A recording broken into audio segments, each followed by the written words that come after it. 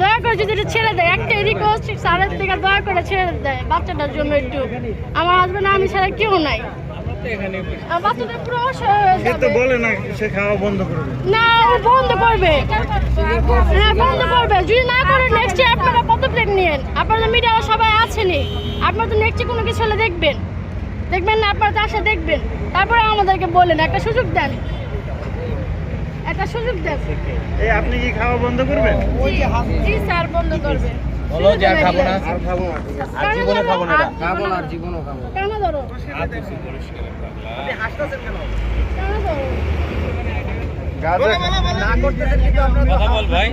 বলছি তো আর খাবো না, অপরাধ হয়েছে, এটা ভুল স্বীকার করলাম তো। আপনি এই মিরাজ পেছনে নিয়ে আর একটা মোবাইল কি করতেছিলেন এটা একটু বলেন তো। না স্যার, ও তো ভুলে কথা আপনারা বারবার রিপিট করতেছেন, আর কি বলবো এক কথা আপনারা। না, আর খাবে না স্যার।